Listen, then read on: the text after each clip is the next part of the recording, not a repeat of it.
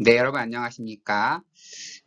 오늘은 존 호트 사장, 생명은 화학으로 환원 가능한가? 라는 이 주제를 가지고 네 가지의 그 입장에 대해서 설명해 보려고 합니다. 생명, 우리가 갖고 있는 이러한 생명이라는 것도 화학의 분석 이런 것으로 완전히 환원되어서 완전히 분해되어서 설명이 가능할까? 네 가지 입장에 대해서 한번 살펴보도록 하겠습니다.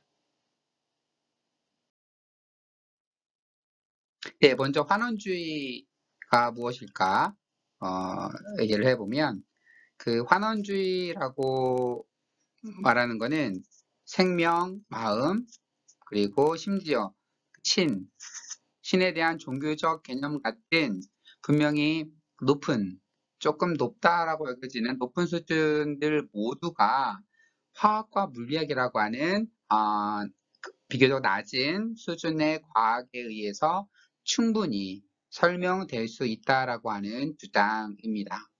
여기서 높다 낮다라고 하는 개념이 정확하게 무슨 그 위계질서적인 그런 높고 낮음이라기보다는 또 상위의 개념이라고 우리 여겨지는 것들이 분해되어서 아주 기초적인 단계로 설명이 가능하다라고 주장하는 게 환원주의가 되겠습니다. 환원주의에는 그 방법론적으로 환원을 이용하는 수도 있겠죠. 그 성분의 수준에서 이해하기 위해서 분석적으로 사물을 해체하는 유익한 과학적인 방법, 환원이 필요하죠. 그래서 이것이 무엇으로 이루어졌을까 분해하고 또 그건 무엇으로 이루어졌을까 또 분해해가는 그런 이해는 반드시 필요하겠죠. 네. 그래서 과학적 분석이 우리를 현상의 완전한 이해로 끌 수 있다는 믿음을 갖지는 않고 개개의 현상들을 탐구하는 것에 만족하는 이런 과학적인 방법은 누구나 동의할 겁니다. 그래서 환원적인 방법을 통해서 그것에 대한 어떤 하나의 그 연구가 이루어져 간다는 것은 누구나 동의할 것 같아요. 그런데 이제 우리가 다루고 있는 주제는 형이상학적 환원주의입니다. 형이상학적 환원주의는 사물의 실체를 파악하는 유일한 방법이 과학적 분석이라고 주장하는 겁니다. 그래서 인간의 두뇌에 대한 신경생리학적 이해는 생명이나 마음이 실제로 무엇인가를 이해하기 위해 필요한 모든 것이다. 즉 인간의 두뇌를 이해하려면 다른 게 필요 없어요. 또한 인간의 그 두뇌에 대한 그 여러 가지 분석적인 것들을 그 화학적으로 여러 가지로 이렇게 분석을 해 보면은 실제로 인간의 생명이라든지 우리의 마음, 의식 이런 것들도 다 설명이 가능하다. 다른 것과 같이 하는 게 아니라 인간의 뇌에 대한 분석으로만으로 충분히 이런 것들 설명 가능하다라고 하는 하나의 주장인 겁니다. 이것은 이제 과학주의와 비슷하겠죠. 우리가 앞에서 다루었던 것처럼 과학만으로 모든 것이 설명된다, 가능하다라고 본 하나의 주장들이죠. 이건 과학하고 달라요. 이건 하나의 이데올로기, 신념에 불과한 것이죠. 그래서 우리가 이 장에서 다룰 환원주의라고 하는 것은 이제 형이상학적 환원주의를 말하는 거예요. 그래서 이러한 주장을 가지고 갈등, 분리, 접촉, 지지의 관점에서 한번 살펴보도록 하겠습니다. 예, 먼저 갈등의 입장에서는 화학으로 생명과 마음을 포함하는 모든 것들이 모든 걸 설명하려는 환원주의적 이상을 전적으로 이 입장에서는 지지를 하겠죠. 어떠한 비물리적인 설명에 조금이라도 여지를 남겨두게 되면 과학자로서의 소명을 다하지 못한다. 과학자 입장에서 과학으로 환원에 설명하지 못하는 무엇인가가 존재한다는 것을 버리는 순간 과학자로서의 소명을 다하지 못한다라고 보는 거죠. 어떤 영역도 과학의 탐색 밖에 있지 않으며 생명, 마음뿐만 아니라 윤리와 종교도 그 유물론적으로 설명할 수 있다라고 주장을 하는 겁니다. 이 입장에서. 사실 이렇게 주장하게 되면 당연히 종교는 과학의 상충이 되겠죠. 다 과학적으로 설명이 될 수 있으니까. 그래서 갈등을 일으키게 되겠죠. 그래서 생명과 마음은 오랜 시간에 걸쳐 비육 활성의 그 물질의 지속적인 뒤섞임으로 환원되어서 설명되기에 그러니까 오랜 시간 동안에 물질이 섞여서 모든 것이 만들어졌기 때문에 여기에 어떠한 신비함이 있는 것은 아니다. 살아있는 세포의 그 생화학적인 분석은 생명이 핵산과 아미노산의 고분자의 활동에 달려 있음을 보여주었다. 라고 얘기를 합니다. 그래서 생명의 창조와 진화에서 특별한 어떠한 신적 개입을 옹호하기 위해서 신학이 더 이상 호소할 어떠한 비밀스러운 건 없다는 거죠. 어떠한 신학적인 그 종교적인 부분은 존재하지 않고 생명, 마음 이런 것들도 다 화학적으로 설명이 가능하다 이렇게 주장을 하는 거죠. 그래서 이제 프란시스 크릭 같은 이분은 이제 그 DNA 이중 나선 구조를 발견해서 노벨상을 받았던 분이죠.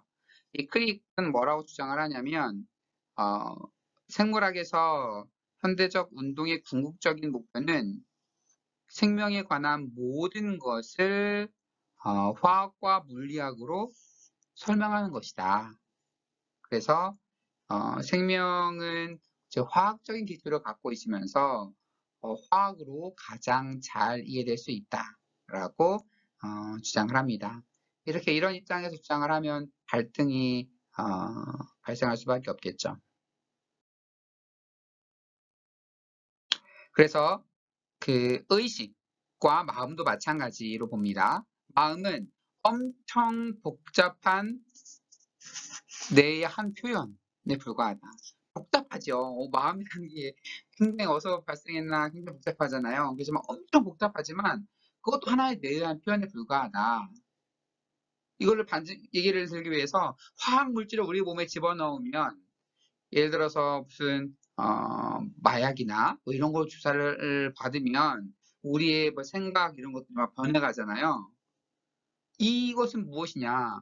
뭔가 외부의 물질을 주입하면 우리의 생각 이런 것들, 의식 이런 것들이 변한다는 얘기는 반대로 말해서 이러한 것들이 우리 뇌의 작용들이 어떤 물질, 어떤 화학적인 반응으로 설명 가능하다라는 것을 말하는 것이다.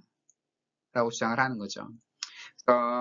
그 유물론자인 데니얼 데닛은 마음이 바로 뇌다. 마음이 무엇이냐? 바로 뇌의 작용으로 만들어진 거니까. 그래서 충분한 물리적 원리, 법칙, 원재료들을 사용해서 모든 정신적 현상들을 설명할 수 있다라고 봅니다. 그래서 너무나 많은 아직 발견하지 못한 수많은 물리적 원리들까지 다 포함해서 이런 게 다 존재한다고 하면 이러한 정신 현상들을 충분히 다 설명이 될 수 있다고 보는 겁니다.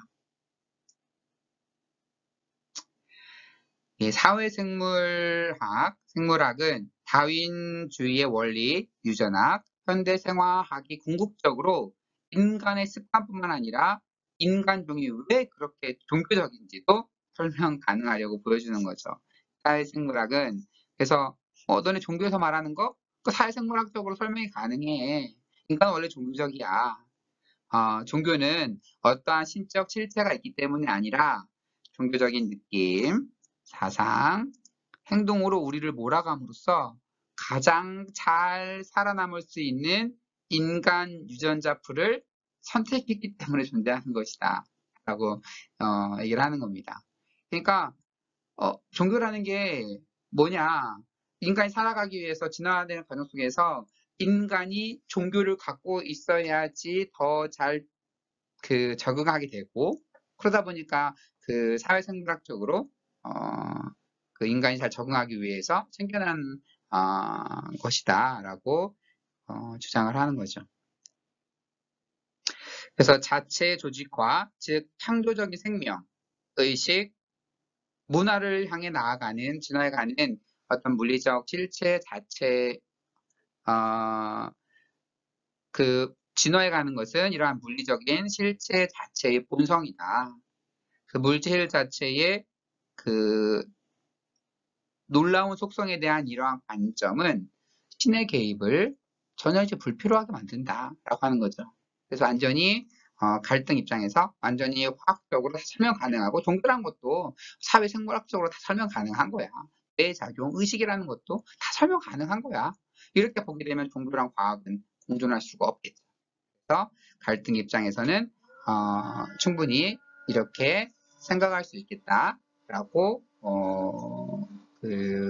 얘기를 볼 수 있겠어요.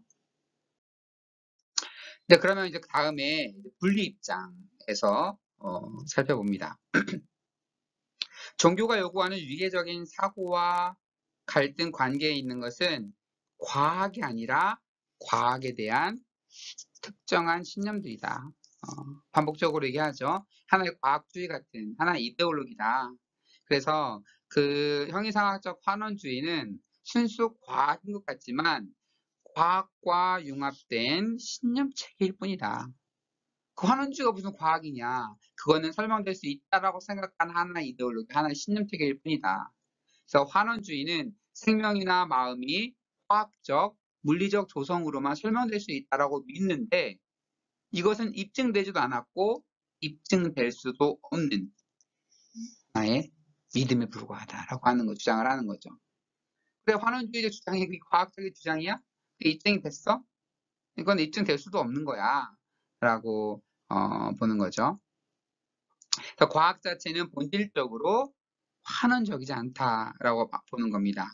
환원주의는 사물의 화학적, 원자적 부분까지 분해하는 중립적인 과학적 탐구 과정을 뛰어넘어서 우리를 멀리까지 데려가는 하나의 믿음의 도약에 불과하다.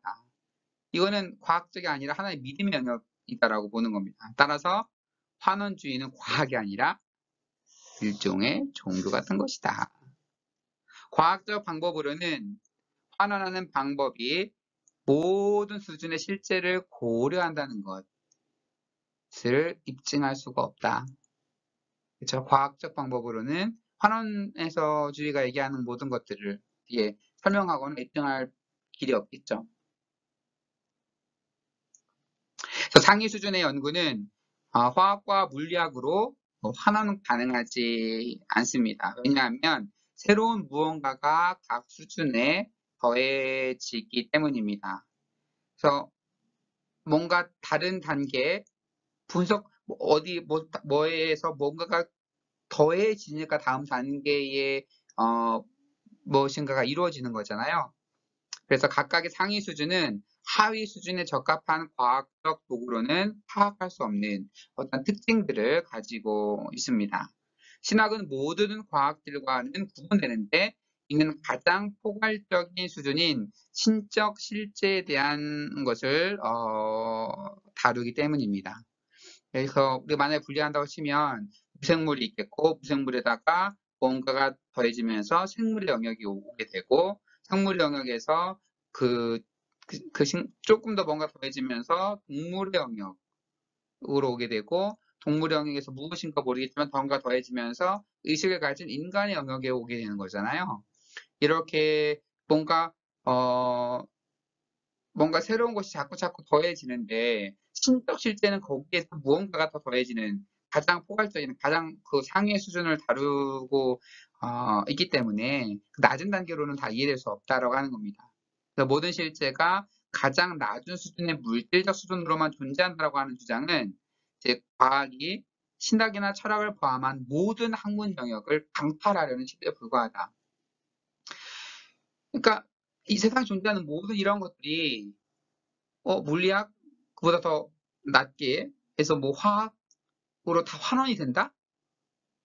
그렇다고 하는 것은 과학이 모든 세계를 장악하겠다고 하는 시도에 불과하다라고 하는 겁니다. 인문학, 철학, 신학, 종교학 이런 모든 것들은 이러한 화학이나 물리학이나 이런 것들이 다루지 못하는 그것과는 별개의 다른 층위에서 역시 작용하고 있는데 이것들을 어떻게 다 과학으로 뭐 환원될 수 있다라고 생각을 하냐.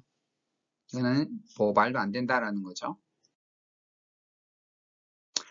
그러면서 과학적인 환원은 자연의 어떤 측면을 알아가는 적절한 방법이지만 형이상학적 환원주의는 진리를 얻게 해주는 것이 아니라 실제를 통제하려는 인간의 욕구를 묵묵히 충족시켜주는 신념체계다. 인간의 그런 욕구가 있잖아요. 무엇이든지 다 하나로 통합해서 이해하고 싶은 그런 마음들, 욕구들. 그래서 환원주의는 세계에 대해서 결정적인 인식적 우월성을 지니고 있다라고 얘기합니다. 진정한 과학은 권력 쪽에서 나오는 것이 아니라 우주에 대해 뭔가를 이해하려는 겸손한 욕구에서 나온다. 그래서 환원주의적인 생각들은 세상의 모든 것들을 과학적 방법, 환원적 방법으로 다 이해 가능하다라고 과학이 우주에 존재하는 모든 것들을 다 이해할 것 같은 그러한 오만함, 그러한 욕구에서 나오는 주장일 뿐이다. 과학이라는 것은 그렇게 하는 게 아니다. 진정한 과학은 모든 것들을 다 과학으로 환원시켜서 모든 것을 장악하려는 그런 욕구에 나서 나오는 게 아니고 그 우주에 대해 뭔가를 알아가려고 하는 이 겸손한 욕구에서 나오는 것이지. 그런 얘기를 하고 있는 거예요. 그래서 어떤 위계적인 그 원리, 한 단계에 무엇인가가 더해지면서 다음 단계로 우주가 구성되어 있다라고 하는 이런 위계적인 원리는 우리에게 상위 수준이 하위를 어떤 포괄하지만 하위 수준은 상위 수준을 포괄할 수 없다. 라고 가르칩니다. 그래서 A에서 무엇인가가 더해져서 B의 단계로 오고 여기서 무엇인가가 더해져서 C의 단계로 오고 이렇게 각 층위가 있는데 상위에서는 하위 단계를 이해할 수가 있겠죠. 그렇다면 반면에 하위에서는 상위 단계를 이해할 수가 없습니다. 거기에 무엇인가가 더해지기 때문에 그 다음 단계로 나아가는 것이기 때문에 그래서 모든 것을 포괄하는 신적인 신비가 존재한다고 하면 그것은 우리 존재가 그것을 이해하지 못한다고 할지라도 우리를 이해할 것이다. 그런 거죠. 예를 들어서 그 동물의 영역에서 의식이 부어지면서 인간의 영역으로 왔어요. 인간은 동물을 이해할 수 있지만 동물은 인간의 의식을 가진 인간을 이해할 수가 없는 거잖아요. 그럼 인간에서보다도 무언가가 더 부어진 그러한 신적 존재가 있다고 하면 당연히 인간의 영역에서 그 존재를 이해할 수 없겠죠. 신적 존재는 당연히 인간을 이해할 수 있을 텐데 그래서 이 우리 인간의 의식 영역을 벗어난 하나의 신적 존재를 우리가 이해 못하는 것은 이 논리상 당연하다라고 하는 거예요. 그래서 정의에 의해서 그것은 과학의 검증에서 벗어나 있다라고 하는 겁니다. 그래, 당연히 우리가 과학으로 알 수 있는 그 단계를 벗어나 있는데 그랬다 그래서 벗어나 있는 영역을 과학이 당연히 증명할 수가 없는 거죠. 이렇게 분리해서 보는 거죠. 그래서 우리가 영혼의 실제를 경험하는 것은 그러니까 다음 단계에 있기 때문에 그 단계를 정확하게 인간이 이해할 수가 없겠죠. 근데 어떠한 식으로 경험한다고 하면 어떻게 경험하냐? 예배나 기도를 통해서 경험을 하게 된다. 과학의 방법은 우주 안에서 신의 존재나 영혼의 존재를 결정할 어떠한 적절한 하나의 도구를 제공하지 않는다라고 하는 겁니다. 또한 신의 존재를 명확하게 이해하는 것도 가능하지 않고 또 인간 이해의 바람직한 목표도 아닙니다. 우리가 신을 제대로 이해해봐야지. 탐구해서 제대로 봐야지. 이건 아예 그 방향이 잘못됐다고 하는 거죠. 만약 인간이 신을 이해하고자 한다면 그때 신은 그 위계의 원리상 더 이상 신이 아닌 거죠. 인간의 영역에 뭔가를 더 더해진 다음 단계를 신이라고 정의를 했을 때 인간이 그 신을 완전히 이해한다고 하면 당연히 그 신은 더 이상 신이 아닌 거죠. 그러나 그 믿음, 우리가 그 신적 실제가 우리에게 무엇을 계시했다라고 어떤 우리 그 믿음의 교리, 믿음을 갖고 있으면서 그것을 받아들이는 거죠. 즉, 우리는 신의 영역을 완전히 이해할 수 없지만 신이 그 인간에게 자신을 계시해 주어서 우리가 신적 실체에 대해서 무엇인가를 알 수 있다라고 그러한 믿음을 갖고 있는 거죠. 이렇게 분리해서 이해해 볼 수 있겠습니다. 따라서 사물의 심층적 실제와 접촉하기를 원한다면 과학의 보완적이고 추가적인 다른 알매 방식이 필요하다라고 주장을 하는 거고, 이 지식의 대안적 방법 중에서 가장 중요한 것이 바로 종교이다. 그러니까 각 층위마다 다른 무엇인가가 더해져서 다른 층위가 올라가는데, 이거를 과학적 방법으로 환원해서 이해하면 그게 제대로 된 삶이 되겠냐. 뭔가 이것을 보완할 만한 무엇인가가 존재하는데, 그 무엇인가 뭔가 보완할 만한 무엇인가 존재하는데, 무엇인가 중에서 그나마 가장 대안적인 방법이 바로 종교다. 그렇기 때문에 종교와 과학은 완전히 분리되는 것이 아니라 서로 이렇게 다른 영역에서 얘기를 하고 있다라고 분리 입장에서 주장을 하고 있습니다.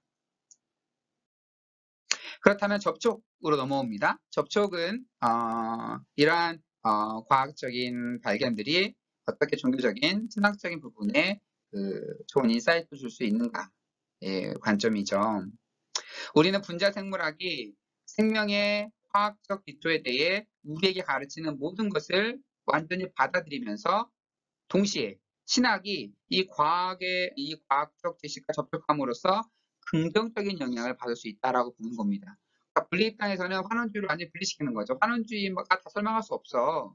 거기에 환원주의와 함께 그 종교적 영역들이 같이 공존해야 돼라고 분리해서 본다라고 한다고 하면 접촉의 부분에 와서는 그래, 과학에서 말하는 환원주의나 환원적인 방법들을 받아들이는 것이 오히려 신학이나 종교학 이런 것들을 더욱더 풍성하게 만들 수 있다라고 얘기를 하는 겁니다.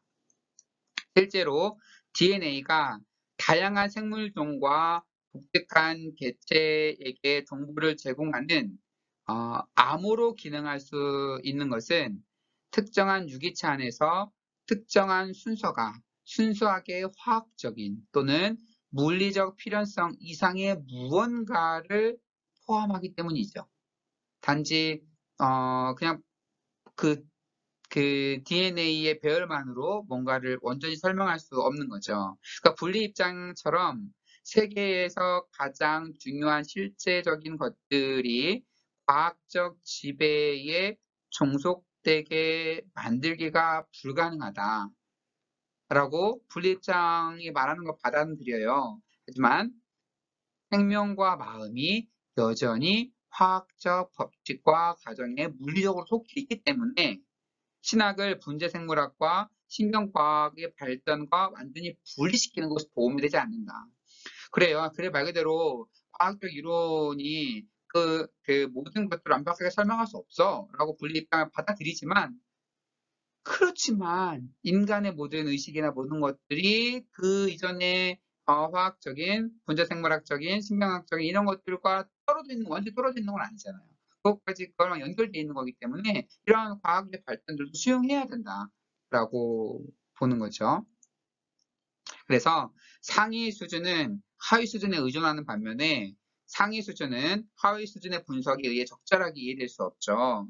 그러니까 바둑을 예를 들면 호트는 이제 체스를 얘기를 들었지만 우린 체스를 안 하고 이제 바둑 좀 더 편하니까 예, 바둑의 규칙을 다 알았어요.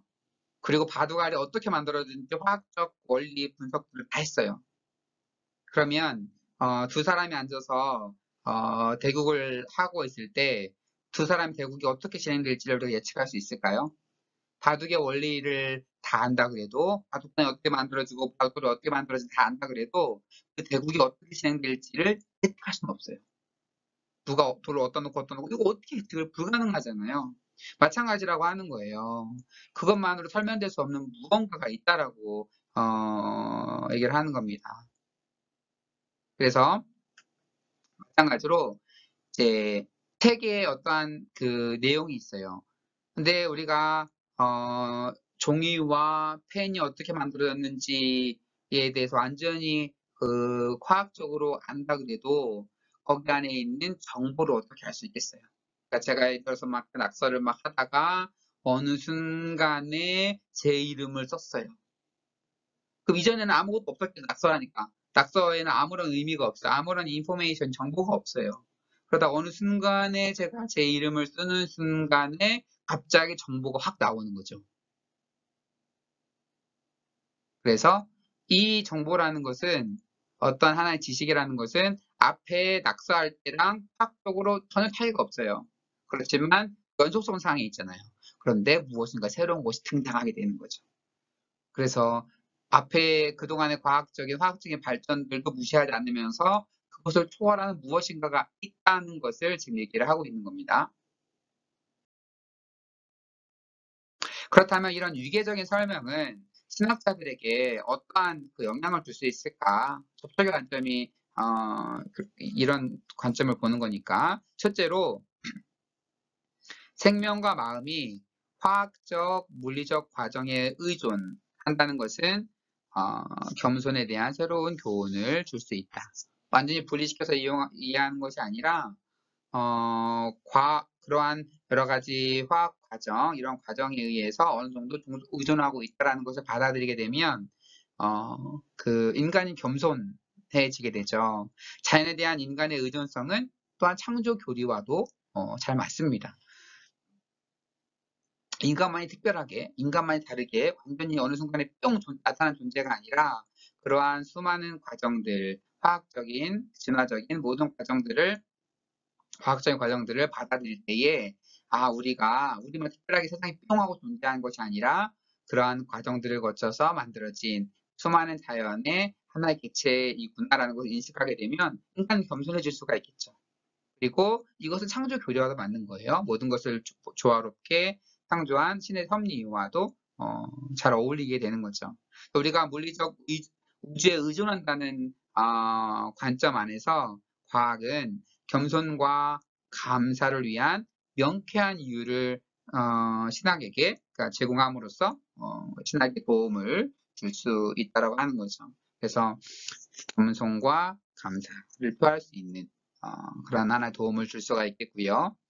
둘째로 신학이 화학적 과정에 대한 생명과 영혼의 의존이라는 현실과 조화를 잘 이룰 때 신학은 신과 우주의 관계를 규정하는 새로운 방법을 우리는 발견할 수도 있습니다. 그래서 우리의 생명 영혼이 화학적 과정과도 완전히 뗄 수 없는 그런 관계 속에 있다는 것을 인정하면서 동시에 우리 현실과 조화를 이루어가게 되면 우리가 신에 대해서 이해하는 신과 우주의 관계들을 이해하는 도움을 줄 수 있다고 하는 거예요. 분리 입장은 신의 초월성을 너무 강조한 나머지 자연과는 너무나 멀게 만들어버렸죠. 신적 존재는 모든 걸 초월한 존재. 그러다 보니까 너무 인간과 교류하는 그런 것부터 완전 초월적인 개념으로 이렇게 분리시켜 버렸다고 한다고 하면 아니다. 새로운 관계를 우리가 정립할 수 있다. 그 신학이라고 하는 것은 성육신, 신이 거룩한 육체를 입었다고 하는 인카네이션의 얘기를 하고 신이 임재했다라는 표현을 쓰잖아요. 임재. 그래서 과학이 감지하지 못하는 방식으로 생명이 물질에 연결되듯이 생명이 물질이 어떻게 생명이 되고 이런 과정들을 과학이 정확하게 밝혀낼 수는 없잖아요. 어쨌든 연결이 되듯이 신은 세계와 어떠한 긴밀한 관계를 맺고 있다. 세계 속에 참여해서 인카네이션 돼서 하나의 그 관계를 맺고 있다라고 하는 새로운 신과 피조물과의 관계를 설정하는 데에 도움을 줄 수 있다라고 드는 주장을 합니다. 셋째로 인간의 의식이 뇌의 화학작용에 의존하고 있다라고 하는 그런 인식은 죽음 이후의 생명에 대해서 여러 가지 하나의 의문, 하나의 사고, 생각거리를 제공합니다. 상대적으로 불분하는 정보의 패턴이 단일한 사람의 생명 과정에서 연속적인 여러 번의 육화를 수용할 수 있다면, 풀어 설명하면 여러분은 태어날 때 여러분하고 지금 여러분하고 같은 사람인가요? 당연히 같은 사람이라고 얘기하겠죠. 20년 전, 40년 전에 저와 지금의 저와 저는 같은 장도라고 하는 존재라 생각하겠지만 이걸 다 분석해서 유전자나 세포 이런 걸 다 분석해 보면 이미 수없이 많이 교체됐어요. 제가 어렸을 때 갖고 있었던 그 세포들은 이미 다 죽고 새로운 거로 다 교환됐어요. 그러니까 그때 갖고 있었던 육체적인 것들을 지금은 하나도 갖고 있지 않다라고 봐도 돼요. 다 리플레이스 된 거죠. 계속해서 리플레이스 된 거죠. 그래서 이것들을 우리가 당연히 받아들일 수 있죠. 그때 있었던 세포와 지금의 세포는 전혀 다른 세포라는 걸 우리가 화학적으로 우리가 충분히 받아들일 수 있습니다. 그렇다고 한다고 하면 유사한 종류의 회복, 유사한 종류의 그런 것들이 그 외견상의 마지막의 죽음을 뛰어넘어서 이루어지는 것은 가능하지 않을까. 어렸을 때 나와 지금의 나를 구성하는 인간의 세포, 유전자 이런 것들이 뭐 이런 것들이 다 리플레이스 다 바뀌었다고 하더라도 동일한 나인 것처럼 내가 죽고 사후 세계에 대해 생각해 볼 때 완전히 다른 유전자 뭐 아니면 다른 어떠한 몸을 입을지 모르지만 그 동일한 나라고 생각할 수 있는 하나의 여지를 제공하지 않을까, 하나의 인사이트를 제공하지 않을까 하는 거예요.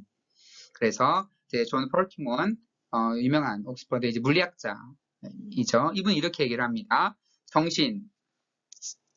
신체의 단위는 내가 죽을 때 나의 몸이 분해됨으로써 해체를 해버리지만 나라는 패턴은 신의 기억 속에 남겨져서 그가 새로운 환경에서 나를 재조직할 때 그것의 구체적 형태가 재창조될 것이다. 내가 죽을 때 나를 구성하는 몸은 분해돼서 없어지죠. 그렇지만 나라고 하는 하나의 존재는 지금 하나님의 기억 속에 남겨졌다가 새로운 창조 때 마지막 때에 내가 새롭게 만들어질 때에 그것이 이렇게 하나의 형태로 재구성된 나가 되지 않을까 이러한 얘기를 하는 겁니다. 네, 이런 것도 이제 화학적인 이러한 연구들 그런 것들을 수용함으로써 생각해 볼 수 있는 하나의 아이디어인 거죠. 물론 그렇게 된다는 보장은 없지만 그것들에 대한 하나의 인사이트, 하나의 생각거리들을 충분히 제공한다고 우리가 생각해 볼 수 있습니다.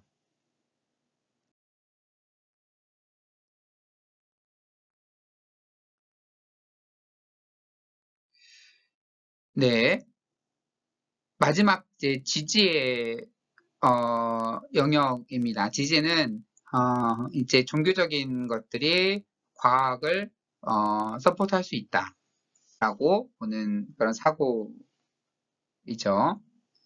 그래서 환원하려고 하는 그 마음의 열망은 종교에서 발견하는 것과 상당히 일치하는 그 단순성과 순수성의 추구와 어, 유사하다라고 봅니다.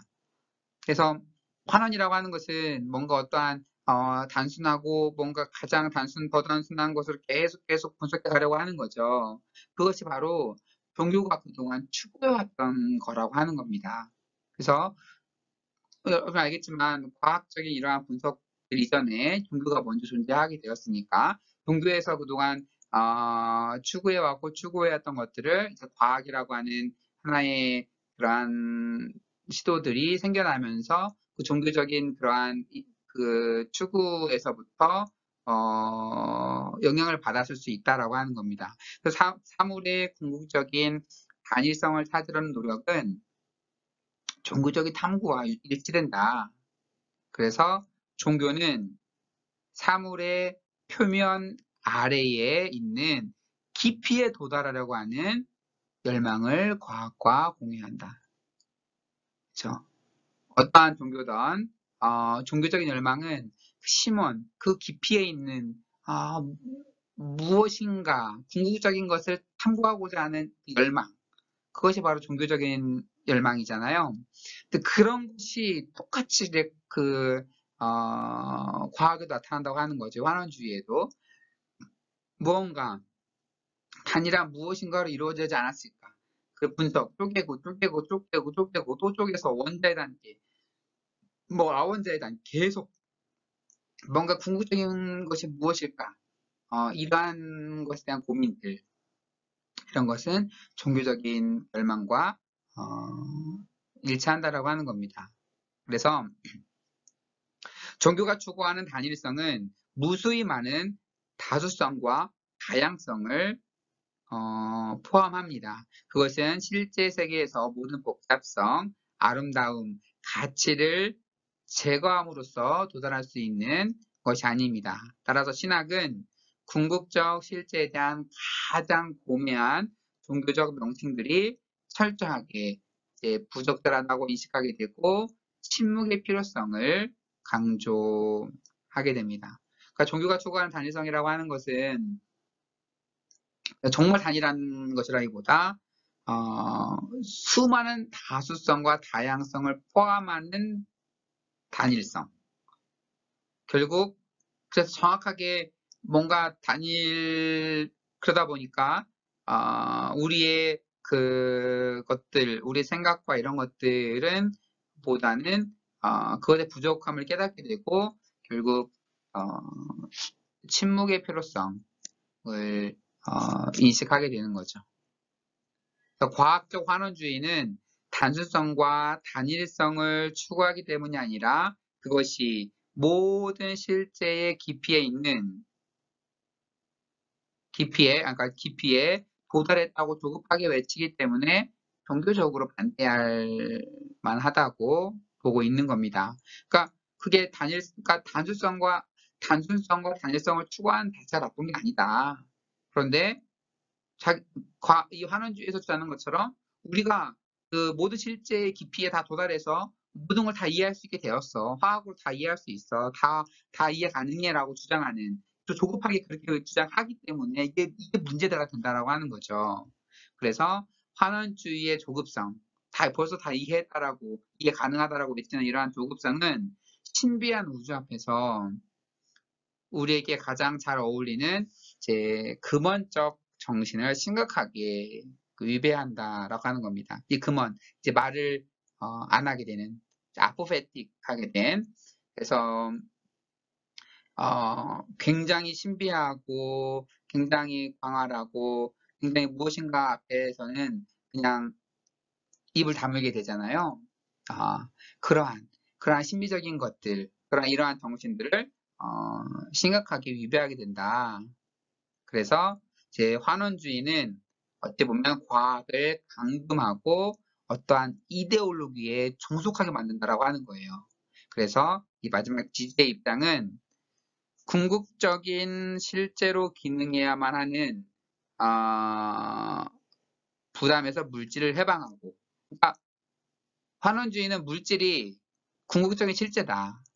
여기서부터 모든 게 다 이해가 가능하다라고 하는데 이 궁극적인 실제로 기능해야만 하는 이 물질을 거기서부터 해방시켜주고 대안적 종교로서 기능해야만 하는 끔찍한 임무로부터 과학을 자유롭게 한다라고 하는 거예요. 그래서 환원주의를 주장하게 되면 과학은 하나의 대안적 종교로서, 그러니까 모든 것을 다 설명해야 되고 모든 것을 다 이해해야만 되고 모든 궁극적 원리들을 다 설명해야만 되는 이러한 과학을 이러한 하나 이데올로기에 가둬놔가지고 과학을 이러지도 못하고 저러지도 못하게 만드는 그런 과학을 이제 완전히 해방시켜준다라고 하는 겁니다. 그게 아니다. 그것으로만 다 설명할 수 있는 게 아니다. 라고 함으로써 오히려 과학을 이데올로기부터 해방시켜주는 그런 긍정적인 역할을 할 수 있다라고 하는 겁니다. 그래서 이제 너무 과학 입장에서 환원주의적의 입장에서 설명하려고 할 때 부여되는 과학의 그러한 종속 이런 것들, 부담감 이런 것으로부터 이제 과학을 자유롭게 해방시켜 줄 수 있는 하나의 긍정적인 역할을 감당할 수 있다라고 하는 겁니다. 네. 이렇게 해가지고 네 가지 입장을 설명드렸어요. 한번 정리를 해보죠. 이 환원주의라고 하는 것, 생명이나 마음 이런 것들도 다 환원의 설명이 가능하다라고 하는 이런 환원주의. 이게 그걸 어떻게 받아들일까 했을 때 갈등의 입장에서는 당연히 과학으로 설명이 다 가능하지. 한원에서 모든 걸 다 설명할 수 있어. 종교라는 것도 하나의 사회적인 현상에 불과한 거야. 그것도 뭐 다 분석하고 하다 보면 다 설명할 수 있어. 우리가 마음이라는 것도 내 화학적 작용에 불과해. 다 설명 가능해. 그렇기 때문에 종교와 과학은 대립할 수밖에 없어. 어, 과학이 다 설명 가능해라고 주장하는 게 이제 갈등의 입장인 거고, 이제 분리의 입장에서는 아니야.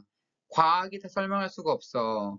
모든 단계에는 이전의 단계에서 새로운 단계들이 얹어졌는데, 이 어떻게 이 과학으로서 모든 걸 다 설명할 수가 있어. 과학은, 그래서 그 인간의 의식이라고 하는 것은, 이전의 단계에서 의식이 더 얹어진 거고, 그리고 신적 실제라고 하는 것은 인간이 알 수 없는 그 단계에서 무엇인가가 더 상위 존재로 상정하는 건데, 과학이 신적 실제에 대해서 있다, 없다, 뭐 의식에 대해서 다 설명 가능하다, 이렇게 말하는 자체가 경의상 불가능하다.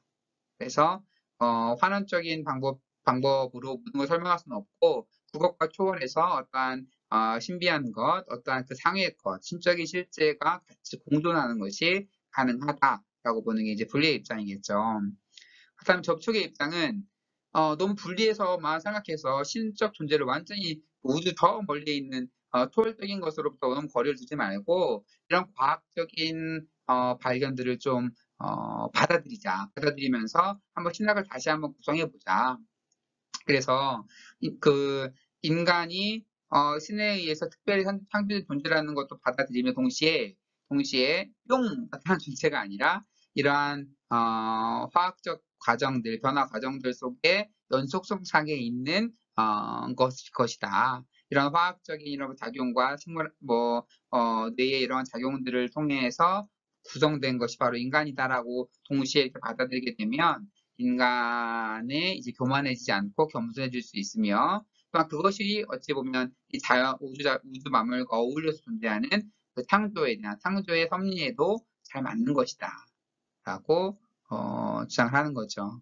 또한 이러한 과정들을 받아들일 때에 또 신학을 새롭게 해석할 수 있는 여지도 충분히 있다 하는 거죠. 그래서 결국 종말의 때에 인간이 어떻게 새로운 몸을 입을 수 있을까라는 것도 인간이 그 세포들이 계속 재생되고 이전 것은 죽어가고 이런 것들을 속에서도 인간이 나라는 존재로 있는 것처럼 미래의 새로운 창조 때에 종말 때에 존재하게 될 우리에 대해서 한번 생각해 볼 수 있는 여지가 충분히 있다. 뭐 이런 식으로 이런 과학적인 발견을 통해서 그 신학을 새롭게 볼 수 있다라고 주장한 그 측면이 접촉에 대한 부분인 거고 마지막 지지는 결국 이러한 환원주의에 반대하는 이런 종교적인 생각들이 과학에도 도움을 줄 수 있다라고 하는 겁니다.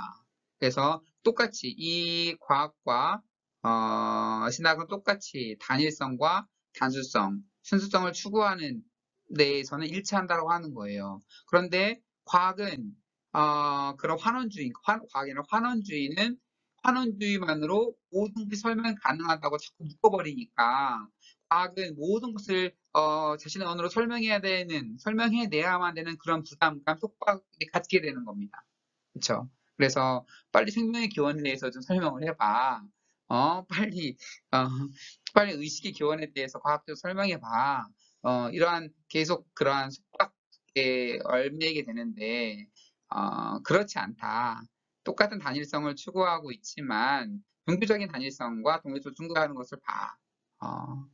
그러면 이 종교적인 풍요성 또한 근원적 정신 이런 것들을 이해하게 되면 종교적인 그런 부분들을 이해하게 되면 환원주의로부터 이제 과학을 해방시키고 과학은 진정한 과학의 길을 갈 수 있도록 자유를 부여한다. 그래서 그 지지하는 부분이 있다라고 이렇게 네 번째 입장을 설명을 하고 있습니다. 네, 어떠한 그 입장에 가장 설득력이 있는지는 가장 그 본인에 따라 다르겠어요. 그렇지만 이렇게 다양한 측면에서 논의될 수 있다라고 하는 것들을 인지하고 여러분의 생각들을 여기에서 더 확장시켜 갈 수 있다고 하면 오늘 강의가 의미가 있겠다 생각이 됩니다. 네, 그러면 생명이 화학으로 환원 가능한가라는 이런 주제에 대해서 네 가지 입장을 살펴보았습니다. 네, 여러분 듣느라고 수고 많으셨습니다. 강의 마치도록 하겠습니다.